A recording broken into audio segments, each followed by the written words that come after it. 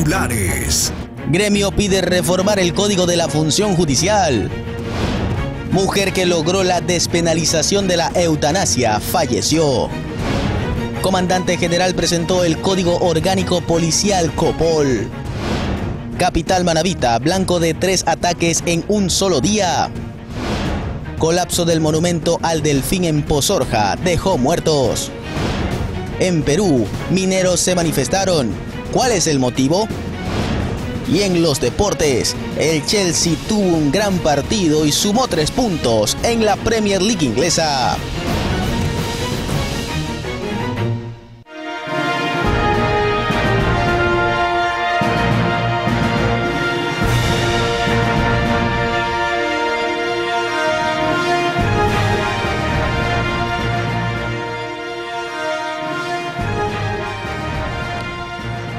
Buenas noches, televidentes de Oromar TV.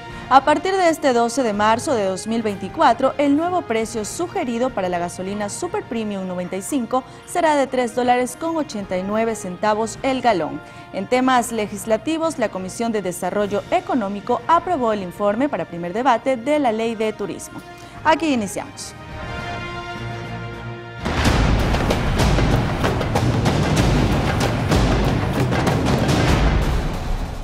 Desde el Colegio de Abogados de Pichincha realizan algunos planteamientos para luchar contra la corrupción. Por ejemplo, exigen una reforma al Código Orgánico de la Función Judicial. Que hicimos un plantón anteriormente por el mes de septiembre del 2023 a las afueras del Consejo de la Judicatura, indicando todos estos actos de corrupción y que rechazábamos nosotros como gremio.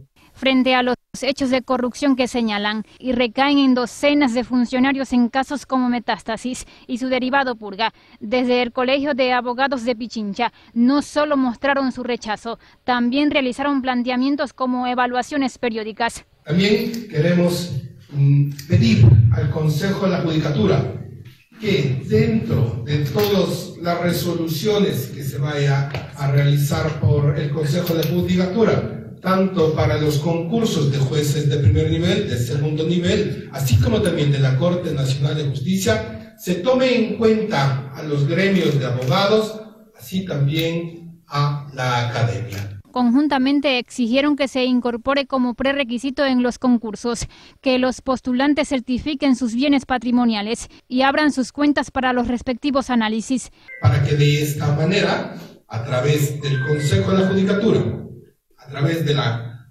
Contraloría General del Estado y así como también de la UAFE, se pueda determinar todo el patrimonio, se haga un análisis de todo el patrimonio que tienen los funcionarios judiciales. Es decir, si no está acorde el patrimonio versus lo que deben recibir, tendrán que iniciar las acciones legales y con eso podríamos depurar en sí la función judicial. Asimismo, piden que exista una reforma al Código Orgánico de la Función Judicial. Que viene así desde el 2009, donde se reintegre nuevamente la posibilidad de que los colegios de abogados podamos llevar a cabo esta sanción a través de los tribunales de honor para los afiliados que estén inmersos en actos delincuenciales, sean estos de corrupción.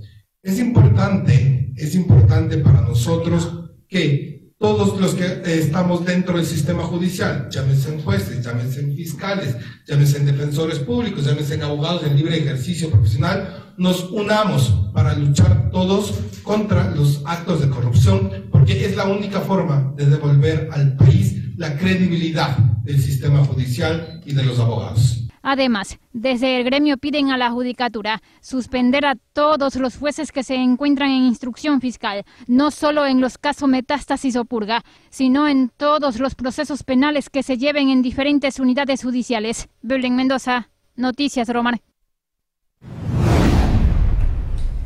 El caso Purga develó que en la Corte del Guayas obtener un fallo a beneficio costaba $40.000, pero si alguien quería salir libre de una causa tenía que desembolsar el doble. La Corte Provincial de Guayas era más una empresa que una institución pública. Y es que habían jueces que tenían tarifas fijas para entregar beneficios como los famosos habeas corpus o evitar la instalación de una audiencia. En los chats del caso Purga, en el que se reveló cómo jueces y políticos negociaban con la justicia, aparece un nombre conocido: Daniel Salcedo. El hombre con sentencia por corrupción hospitalaria y vinculado al caso Metástasis chateaba con Mayra Salazar, también vinculada a este caso. Pero quien trabajaba cerca con los involucrados en el caso Purga, Daniel Salcedo, en los mensajes extraídos por Fiscalía revela las tarifas de dinero que cobraban en la Corte Provincial de Guayas. Por ejemplo, para evitar la instalación de una audiencia valía $1,000. Esto se ve en los chats de celular de Salazar explotada por la Fiscalía. Por ejemplo, en julio de 2023, Salcedo le pide ayuda a Salazar pues quiere suspender una audiencia.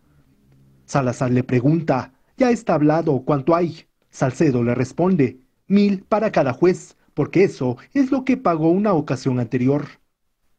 Salazar le dice que va a mandar a un juez a un spa y que se relaje y así no se instale. Pero los costos se elevaban dependiendo del favor.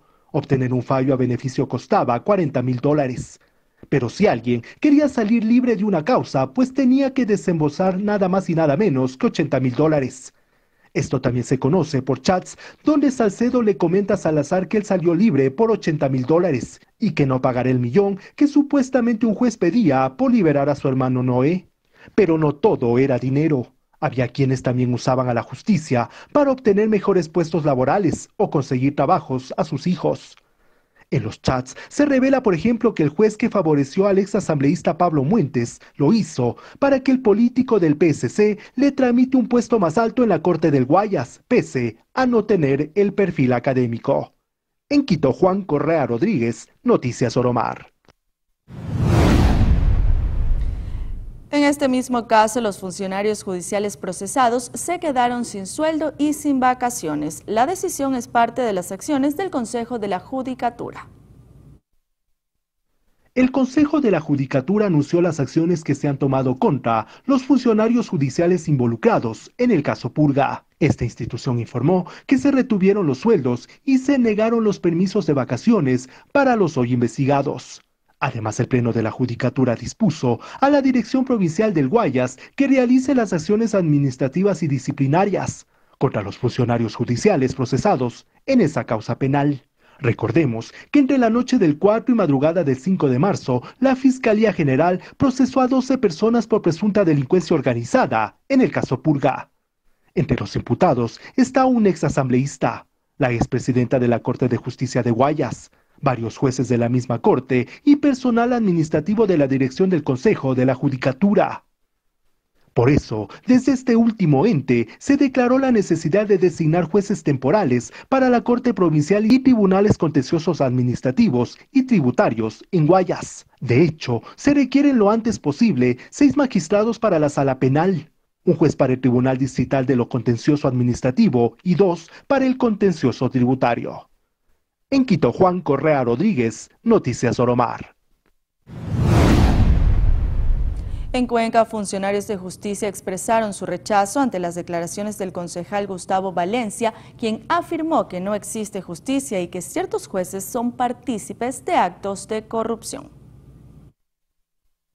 Frente a las declaraciones emitidas por el concejal Gustavo Valencia, en el que expresa que en Cuenca y la provincia existen jueces a la carta, autoridades expresaron su rechazo, como es el caso de la expresidenta de la Corte de Justicia de Azuay, Alexandra Vallejo, quien en su red social X solicita al edil denunciar en fiscalía con nombres y apellidos a los malos elementos. Lo que no podemos nosotros aceptar es que se generalice y se lancen expresiones en medios públicos sin tener fundamento. De igual forma lo hizo la actual presidenta de la Corte Provincial de Justicia, Julia Elena Vázquez, quien mediante un comunicado también pide a Valencia utilizar canales legales para denunciar actos de corrupción. En su defensa, el concejal reiteró que no generalizó en sus declaraciones y ante el exhorto de las autoridades, aclaró que realizará la denuncia una vez se obtenga toda la documentación de respaldo. Soy respetuoso ante el exhorto, ante el llamado que me han hecho y presentaré la documentación que avale lo que he dicho y lo que dice la ciudadanía. Hay mucha gente que tiene miedo de acudir a la justicia. A pesar de que no se mencionó públicamente algún caso de corrupción, Valencia expresó que Fiscalía permite que se caduquen procesos, dejando en segundo plano la investigación correspondiente. No puede ser que se revierta o le manden al archivo después de que ha litigado 4 años y cuando se ya va a presentar ante el juez para realmente procesar o dar inicio a la causa, se presente un alegato y el juez diga, bueno, tienen razón, voy a postergar, y después nunca más convoca. Y luego más bien viene la prescripción de la causa. Por su parte, la presidenta subrogante de la Corte Nacional de Justicia informó que pedirá una reunión con el edil para depurar a los funcionarios vinculados en casos de corrupción. Yo ejercí en Cuenca, yo fui jueza en Cuenca, nunca escuché de un caso de corrupción, pero si lo hay ahora, perfecto. Cuéntenos, señor concejal, díganos nombres y mire, no queremos exponerlo.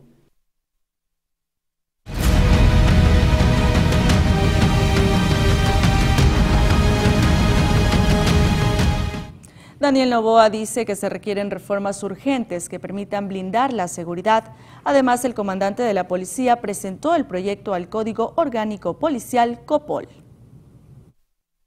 El presidente de la República estuvo presente en la conmemoración del aniversario número 86 de la profesionalización de la policía este 11 de marzo. Hoy celebro el ascenso de 168 cadetes al grado de subteniente de la 84ª promoción mayor Marco Alonso Narváez Camacho, quienes reforzarán los ejes de prevención, investigación e inteligencia.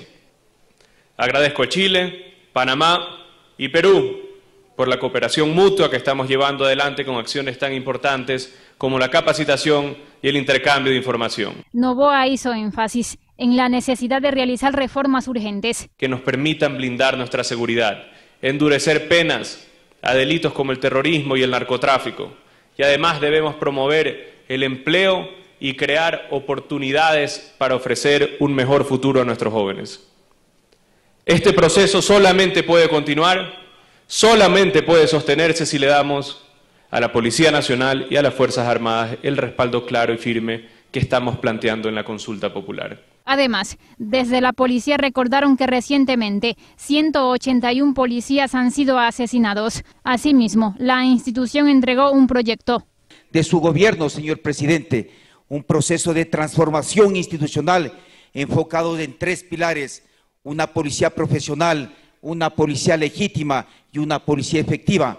Ofrecimos que trabajaríamos en el Código Orgánico de la Policía Nacional y hoy estoy presentando el proyecto del Código Orgánico de la Policía Nacional, COPOL, para salir definitivamente del actual COESCOP, cuerpo ilegal que afectó a la institucionalidad, desnaturalizando nuestra doctrina, esencia jerárquica y creando los espacios para lograr la impunidad y la indisciplina.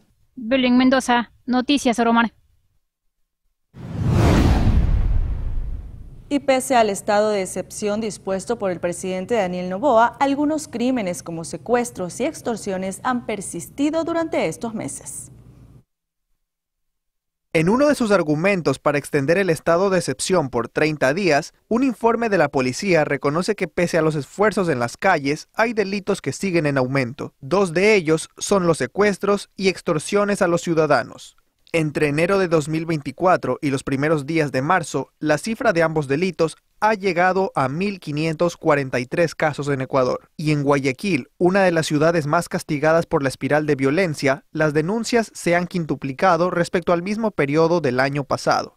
Las estadísticas oficiales precisan que en Guayaquil, entre enero y el 8 de marzo del 2023, la cifra de secuestros y extorsiones había llegado a 120, pero este 2024 ese volumen trepó a 618, pese al estado de emergencia y el toque de queda vigentes. A nivel de provincias, Guayas es la más impactada por este segmento de delitos con 650 casos reportados, seguida de Esmeraldas con 189 y luego Pichincha con 166 denuncias. Según las autoridades, los delincuentes que secuestran o extorsionan exigen a cambio sumas que van entre $2.000 a $200.000 por cada víctima. El jefe de policía de la Zona 8, Víctor Herrera, aseguró que muchos de los detenidos por este tipo de delitos son reincidentes. Solo el pasado viernes, las autoridades habían mostrado a la prensa a 13 personas sospechosas detenidas en operaciones contra secuestros y extorsiones. Varios de ellos tenían antecedentes por los mismos crímenes.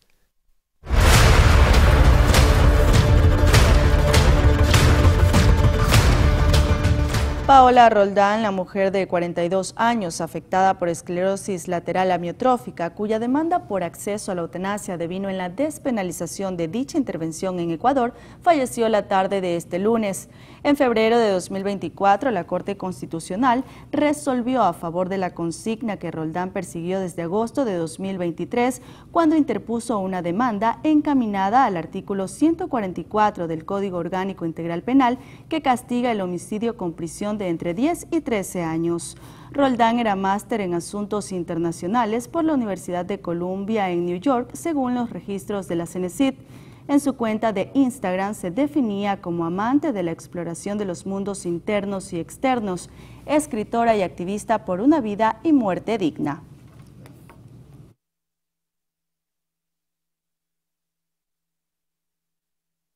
Pasamos a Santo Domingo porque usuarios del Centro de Salud La Concordia reportan déficit de medicinas e inconformidad en el servicio. La falta de medicina en el Centro de Salud La Concordia ha sido motivo de preocupación para quienes llegan hasta este establecimiento a obtener servicios médicos, quienes indicaron que en varias ocasiones han tenido que irse con las manos vacías debido a la falta de insumos en el lugar. Uno viene, le dicen que no hay y uno sale por las mismas nomás. Toca ver cómo solucionar porque no tenemos. Uno viene a la ayuda aquí, pero lo salen diciendo que no hay y esos son los problemas que estamos teniendo ahorita con su centro. Asimismo, usuarios indicaron que su malestar también es en referencia al servicio que brindan los funcionarios que laboran en este establecimiento. La mayoría de veces sí nos hace falta medicina, en lo que refiere a sueros, lo que es ampollas. La atención aquí en su centro ha mejorado un poco, pero igual hace falta mucho más atención y agilidad en lo que es los médicos. Durante este mes de marzo, según concordenses, el dengue ha sido un problema que ha golpeado de manera directa a este cantón, por lo cual consideran necesario que se cuenten con más doctores para abastecer estas atenciones. En cada fin de semana, este centro de salud no funcionaría en su totalidad, por lo cual quienes debían asistir a diferentes servicios como vacunas no fueron atendidos. Asimismo, intentamos obtener una respuesta de alguna autoridad de salud, sin embargo, esto también fue negado, ya que estas dignidades tampoco laboran sábados y domingos. En el Hospital de Especialidades Teodoro Maldonado Carbo se llevó a cabo el lanzamiento del programa de acceso expandido en cáncer de pulmón. Del evento participaron el ministro de Salud, el presidente del Consejo Directivo del IES y el gerente general de Roche, Ecuador. En las instalaciones del Hospital Teodoro Maldonado Carbo se realizó el lanzamiento del programa de acceso expandido en cáncer de pulmón. La iniciativa proporciona un tratamiento innovador de inmunoterapia de manera gratuita durante un año a pacientes diagnosticados en el país. Y es hoy un día histórico para el país, para el sistema sanitario, para el Instituto Ecuatoriano de Seguridad Social. Pero estamos marcando un primer punto de inicio responsable, técnico y científico, mucho más que académico, donde vamos a poder beneficiar a más de 500 pacientes a nivel país del Ministerio de Salud Pública y del Instituto Ecuatoriano de Seguridad Social con tratamientos de primer mundo, de primer nivel, el cual va a estar enfocado justamente para la población que padece una enfermedad catastrófica como es el cáncer de pulmón. Con la iniciativa se busca que los pacientes calificados para este tratamiento, tanto del Ministerio de Salud Pública y de la Seguridad Social, puedan mejorar su calidad de vida. En respuesta a esta creciente necesidad, Roche decidió invertir $35 millones para el desarrollo de dicho programa. En el momento que estos tratamientos sean incorporados en el cuadro básico, existe experiencia, existe evidencia y el sistema esté preparado para hacerlo. Esa es una responsabilidad que compartimos, por eso hacemos esta iniciativa que será el proyecto de utilización de inmunoterapia más grande jamás hecho en el mundo fuera de un estudio clínico.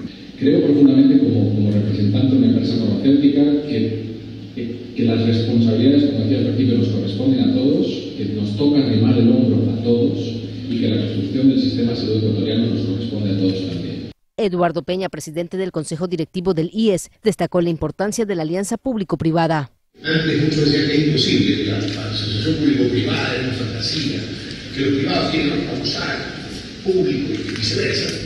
Y la realidad es que hoy nos encontramos con esta linda casualidad en donde Roche dice: yo tengo los medicamentos, tú me traes pacientes. Cabe recalcar que para la selección de pacientes que recibirán el tratamiento se aplicarán criterios específicos y clínicos. Esto incluye a pacientes con diagnósticos de cáncer de pulmón realizado por médicos de instituciones que forman parte del Ministerio de Salud Pública o del Instituto Ecuatoriano de Seguridad Social a nivel nacional. María José Pino Argote, Noticias Oromar.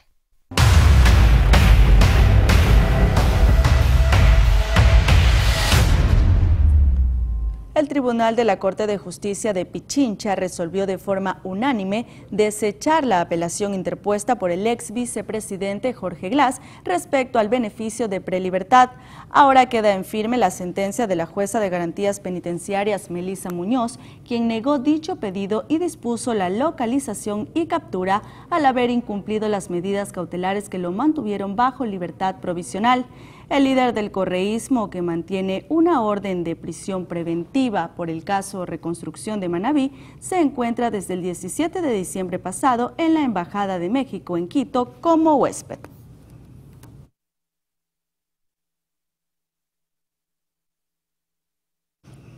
Y tras el dictamen del Tribunal Contencioso Electoral que lo obliga a pagar una multa y ofrecer disculpas públicas, el alcalde de Quito, Pavel Muñoz, señaló que lo que corresponde en este momento es buscar la apelación de una decisión que, según él, es injusta. Ojalá no estén juzgando con doble rasero, que ya muchos nos hemos acostumbrado a que lo juzgan de doble rasero, ¿no es cierto? Lo que quieren es que acalle mi forma de pensar, que no crea en las cosas que creo, que no trabaje de la forma en la que trabajo, ¿sí? Y esto no puede pasar, eso es atentatorio contra la democracia. En la democracia, la gente se pronuncia por una opción que considera la más adecuada y esas opciones tienen el respaldo ciudadano y por eso ganan prefecturas, alcaldías, juntas parroquiales rurales. Pero evidentemente buscar la desestabilización de puntos de vista distintos a los que no comulgan con ellos, me parece que es un despropósito. Y en este mismo evento, donde dio su informe semanal, el alcalde de Quito pidió al gobierno que se analice la semaforización en la capital. Hemos dicho al presidente de la República, no creo que tiene sentido que sigamos nosotros, Quito, en el semáforo rojo. Me parece que por temas de cometimiento de delitos, no sé si es la vía, y claro, lo que puede estar más bien generando un comportamiento donde me termino quedando hasta las 5 de la mañana en la fiesta y después salgo, pero salgo con consumo de licor y por eso es que hemos visto que los accidentes teníamos en la mañana. Hemos anunciado porque la idea no es, créanme que a mí me duele dolorosísimo que haya alguien, por ejemplo, que vaya detenido y que tenga que permanecer, por ejemplo, un mes, podría perder su trabajo. Esa no es la idea, no nos interesa poner los controles para que haya sancionados. Es momento de nuestra primera pausa comercial, pero no cambie de canal, que enseguida regresamos para hablar de la consulta popular y el referéndum. Ya volvemos con más.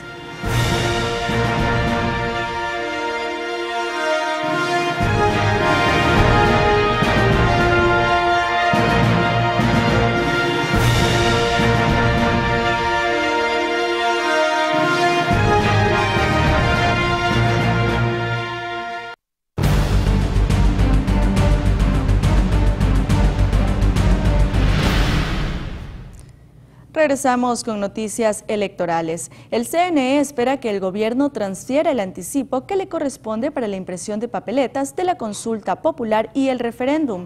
Diana Atamaín dijo que exigirán los rubros. Que la reducción del presupuesto de $60 millones a 40 millones para la consulta popular y el referéndum fue arbitraria e inconsulta, es lo que aseguró la presidenta del CNE, Diana Atamaín, pero también señaló que exigirán los montos necesarios. Nosotros vamos a seguir trabajando, vamos a exigir rubro por rubro, todo está justificado, no es un número que sale al azar, sino cada actividad está presupuestada, optimizado, conscientes de que el país está en una crisis económica, pero tenemos la responsabilidad de llevar elecciones, en este caso una consulta popular. Por ahora el CNE cuenta con un aproximado de $29 millones, monto para empezar los procesos de contratación y adjudicación, por ejemplo con el Instituto Geográfico Militar para la impresión de papeletas. Pero es que para dar inicio a esta fase se requiere la efectivización de los anticipos por parte del gobierno. Alrededor de 4 millones de dólares que tiene que dar en anticipo al Instituto Geográfico Militar, que siempre es el 50% del contrato. Esta semana es crucial. Tendremos que certificar todo, subir al proceso de compras públicas, adjudicar. De ahí tendremos que nuevamente reunirnos, ya sea con finanzas o desde la Presidencia de la República, para que los anticipos sean efectivos. En este momento lo más sensible son los anticipos, porque los productos y servicios que nos tienen que entregar es a partir del que reciben el anticipo y de esa manera puedan cumplir con lo que se contrate con él. Y es que aunque los recursos no se requieren en un solo desembolso, el retraso podría poner en riesgo el proceso. Pero recursos que vamos a necesitar desde el 1 de abril, que viene el grupo fuerte de personas. Asimismo, la presidenta del CNE reconoció las deudas de procesos electorales anteriores y aseguró que esta semana empezarán a pagar. Eso nosotros estamos conscientes, tenemos deudas de las elecciones seccionales 2023, tenemos deudas pendientes de las elecciones anticipadas a los medios de comunicación, a proveedores y bueno, y a los miembros de las juntas receptoras del voto que tanto nos han reclamado con justa razón. En esta semana empezaremos ya a pagar para quienes participaron en la primera y segunda vuelta.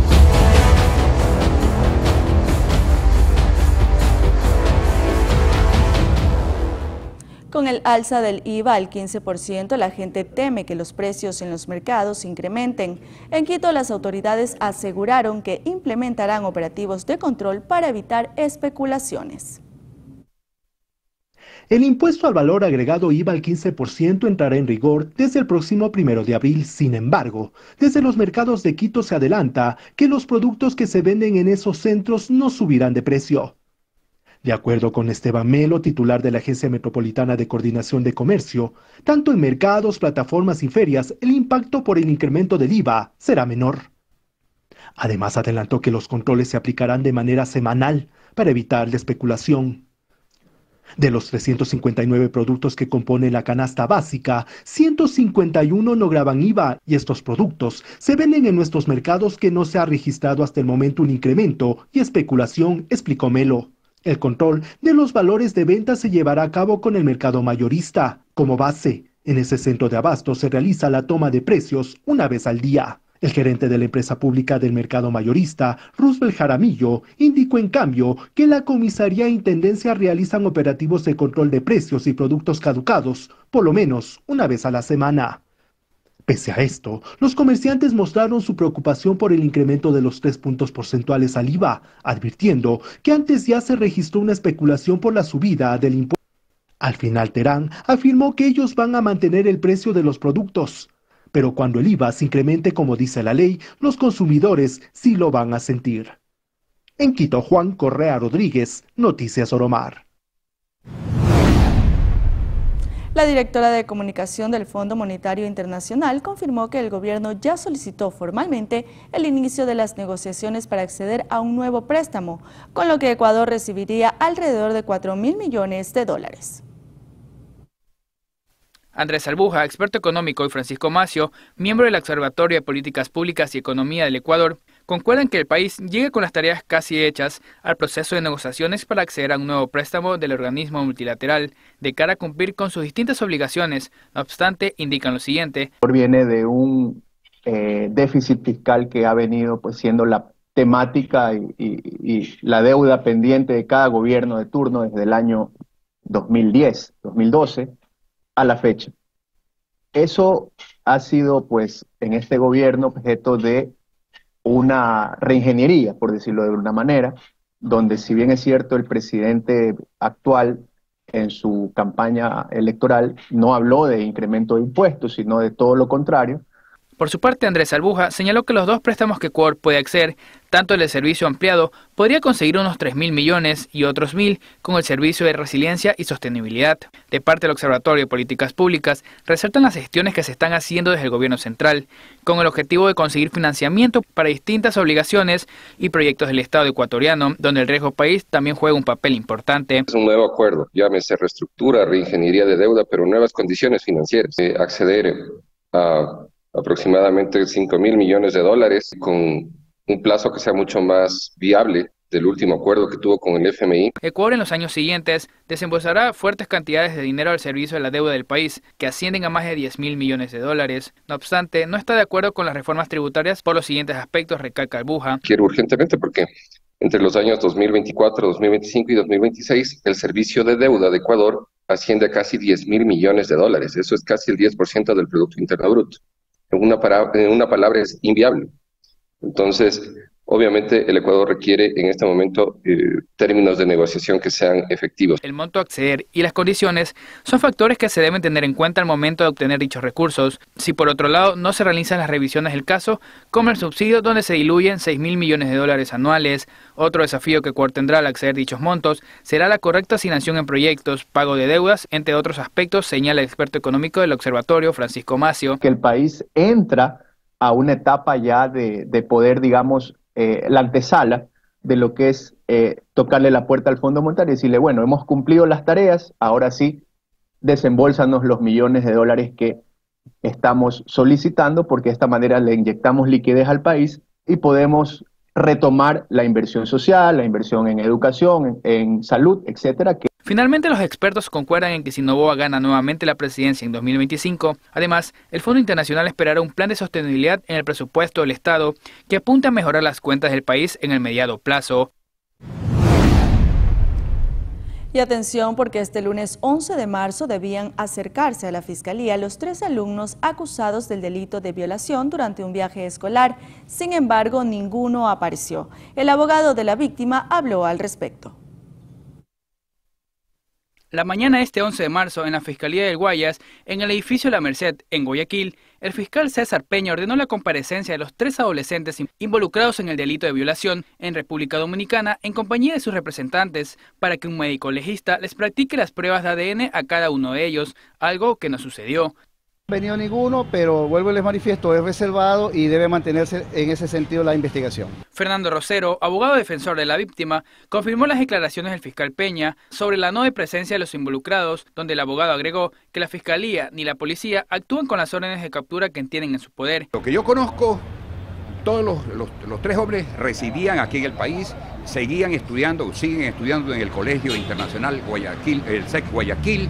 El próximo 15 de marzo, este 15 de marzo, los jóvenes reciben el título de bachilleres de la República con grandes honores, que le hace un gran festejo el colegio SEC Internacional.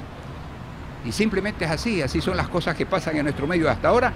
Ni la Fiscalía ni la Policía Nacional actúan con las órdenes de captura que tienen en su poder. En un comunicado publicado el 5 de marzo, el Ministerio de Educación en su cuenta de X enfatizó que está haciendo los procedimientos y protocolos necesarios frente a los casos de presunta violencia detectados en contextos educativos de Quito y Guayaquil. La defensa de la víctima abusada por compañeros del colegio CEP, Fernando Rosero, anunció que existe un chat grupal entre estudiantes de diversos colegios prestigiosos, donde se mensajean sobre abusos que han hecho a sus compañeros, burlándose de lo que se ha hecho e incluso enviando videos. Y otro caso particular que he recibido también noticias, es un caso donde estos 2 de los 3 implicados en esta violación también forman parte de un grupo chat o de un grupo de adolescentes que son de distintos colegios, donde ellos se mensajean y alardean y se vanaglorian de que acaban de violar a fulana de tal, a tal niña, y luego pasan entre ellos, se pasan videos. Es una locura lo que está ocurriendo aquí. Agrega el jurista, ¿cuál sería el siguiente paso en este caso de violación, donde se ha procedido a pedir al primer mandatario y a la Fiscalía lo siguiente? He pedido al señor presidente de la República, Daniel Noboa, y he pedido también a la señora fiscal general del Estado, que me fijen día y hora para estar en el despacho respectivo de él y de la señora fiscal general del Estado, no solamente para hacerle los cuestionamientos y señalamientos que ha incurrido la Fiscalía en esta inacción, sino que se haga justicia. Finalmente, el colegio implicado enfatizó que siguiendo los comunicados emitidos se centra en la no organización del viaje, haciendo alusión a que el hecho ocurrió por fuera de la institución y que activó los protocolos necesarios pertinentes.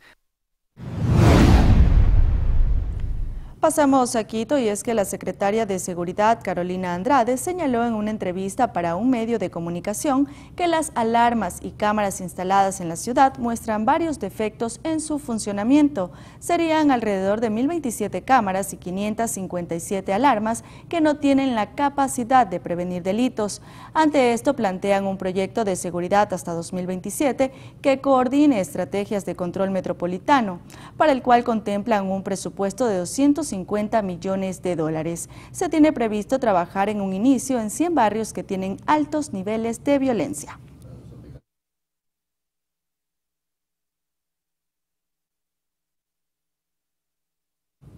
Y les contamos que a pesar de la vigencia del estado de excepción y la prohibición de eventos masivos, en el cantón Camilo Ponce Enríquez se desarrolló el denominado bingo millonario. La polémica está encendida en el cantón Azuayo Camilo Ponce. Finalmente el bingo millonario se realizó, aunque se había dicho que la actividad no era procedente debido al estado de excepción. El alcalde José Sánchez aseguró que contaba con los permisos. Por supuesto, todas las autoridades competentes. ¿Cuál es la autoridad competente? Intendente, gobernador, como corresponde, como tiene que ser. Pusimos alguna normativa, como es la contratación de compañías de seguridad, para que este evento, igualmente de total responsabilidad del alcalde, tenga la seguridad para toda la ciudadanía. Es mi competencia, de acuerdo a lo que esté establecido en el COTAC, poder realizar este tipo de actividades, el cual yo no lo he hecho, pero sí estamos respaldados por la Fundación Desarrollo Sostenible Ecuador. Nuestra fundación no se dedica a organizar bingos, nosotros nos dedicamos a servir y a trabajar y a hacer labores sociales. Teófilo Misacango es el presidente de la Fundación Desarrollo Sostenible Ecuador, creada en el 2020, y aunque dice que no se dedican a realizar bingos, esta vez decidieron contribuir con la actividad por estar destinada a atender necesidades de la comunidad. Sí, la contratación de 110 guardias privados, ese es un gasto de $3.000, eso no es un gasto. ¿Quién paga eso? La fundación, que ella está haciendo realmente la programación. Si estos premios son donados, la fundación no dispone de nada. ¿Quiénes donaron? Perdón. ¿Quiénes donaron esos premios? Bueno, ahí los ciertos almacenes, tenemos ahí los recibos. Al final cantaron bingo los ganadores. El gobernador se quedó mirando el juego, mientras el público asistente se retiró confiando en que oportunamente se informe en qué específicamente se utilizará lo recaudado. Cristian Arias, Noticias Oromar. Con esto nos vamos a una nueva pausa comercial y enseguida volvemos para revisar algunos sucesos de última hora. Acompáñenos. Más adelante. Monumento al Delfín en Pozorja, Guayaquil, colapsó. ¿Cuál fue el mortal desenlace? Al volver, la respuesta de este y otros sucesos.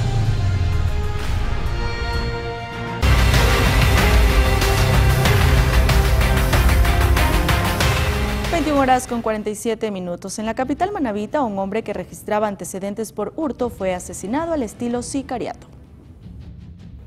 Un hombre fue asesinado en el centro de Puerto Viejo, en la esquina de las calles Pedro Gual y Coronel Sabando. Se trata de Yubington Alfonso Bailón Natal, de 31 años de edad, conocido por sus allegados como Popeye. La víctima se encontraba laborando dentro de una recicladora, lugar donde llegaron los asesinos para acabar con su vida. Una vez constituidos en el lugar se puede observar la presencia de un cadáver masculino de aproximadamente 31, 32 años de edad.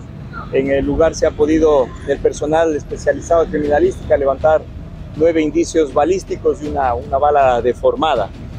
Al realizar la persecución ininterrumpida de este hecho execrable, se puede lograr la aprehensión de una motocicleta en la cual fugaron las personas sospechosas de causar este hecho.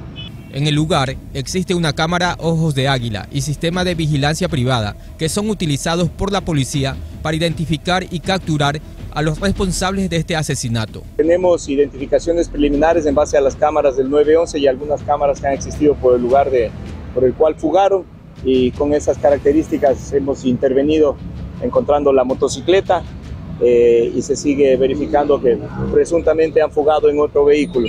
La víctima tenía antecedentes penales por hurto en 2017. Se desconocen los motivos de su asesinato. Fabián Santana, Noticias Oromar. Horas más tarde se reportaron otros hechos violentos en la capital de los manabitas. En uno de los casos, un hombre identificado como Segundo Clever Cedeño García fue asesinado en el Callejón Power de la ciudad de La Fátima. El ciudadano, quien registraba antecedentes penales, fue sorprendido por sujetos que se movilizaban en un vehículo. Dicho automotor fue ubicado sin ocupantes en otro sector. Y luego de este crimen se registró un atentado en la parroquia San Pablo, donde 2 personas resultaron heridas con arma de fuego. Los afectados fueron trasladados hasta una casa de salud.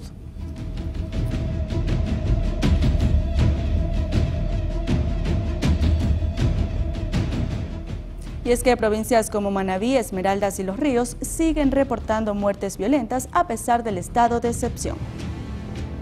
En Esmeraldas, un reconocido gestor cultural fue asesinado a tiros en el barrio Palestina. Según testigos, sujetos fuertemente armados le dispararon en reiteradas ocasiones y luego se dieron a la fuga. El ciudadano responde a los nombres de Luis Enrique Valencia Calderón, mientras que en Babahoyo, provincia de Los Ríos, otro agente de tránsito fue baleado cuando circulaba en una motocicleta. El uniformado, identificado como Carlos Gil Gallardo, fue atacado por sujetos desconocidos a bordo de un vehículo, quienes lograron quitarle la vida de inmediato.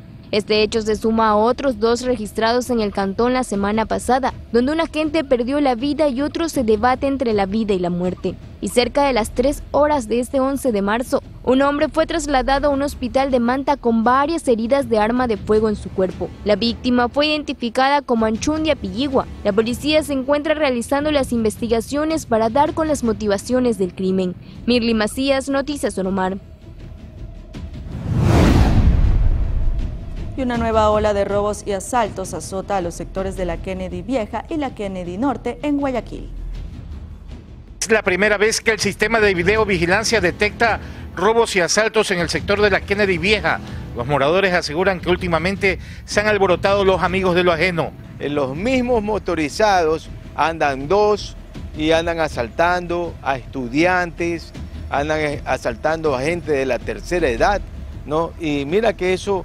El día de antes ayer asaltaron a un joven en la calle G de la Kennedy Vieja, ¿no? Muy cerca de aquí. Entonces allí le golpearon a un joven que salía caminando y lo sorprendieron estos 2 delincuentes. El UPC continúa abandonado y pese a los reiterados esfuerzos por remodelarlo, aún sigue sin prestar servicio. Que comenzó esto aquí uno de los grupos, pero lo dejaba abandonado. Inclusive yo le dije que le donaba los pisos, pero parece que no tienen presupuesto como para poder contratar al albañil. Bueno, que por lo menos si que hacen algo, que lo ocupen. Está bien que lo arreglen, que le den vida, pero esa pared que está todo adelante, y si algo llegase a pasar, los que están ahí adentro, la verdad es que no van a ver lo que está pasando afuera. Plenamente identificado está un individuo discapacitado que se moviliza en bicicleta como el autor de varios de los asaltos a los residentes de la Kennedy Vieja, quienes esperan que la policía lo atrape lo más pronto posible. Cristian Arias, Noticias Oromar.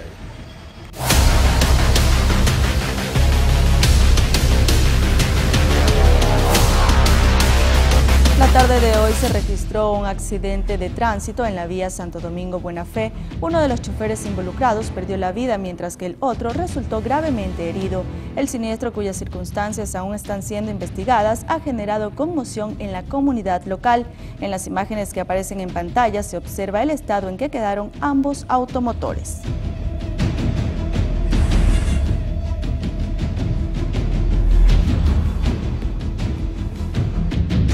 Y la tarde del reciente domingo en la ciudadela universitaria de Portoviejo se suscitó un siniestro de tránsito que quedó registrado en una cámara de videovigilancia del sector donde se observa que el motociclista circula en vía contraria y en una de las intercepciones se choca contra un carro. El motociclista resultó herido y fue llevado a una casa de salud donde la mañana de este lunes dejó de existir. La víctima fue identificada como Roberto Jesús Quiroz Las. Su cuerpo fue llevado al Centro Forense de Manta.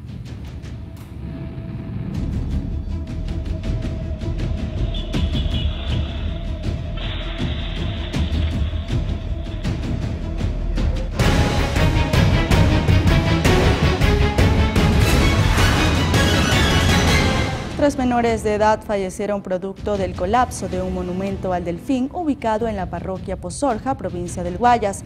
Además, otras 4 personas resultaron heridas. Desde el pasado julio de 2023, este monumento de 83 metros de largo ya evidenciaba rastros de erosión y daños. De hecho, el pasado 25 de febrero de 2023, un rayo cayó sobre la escultura de hormigón e inició el proceso de deterioro.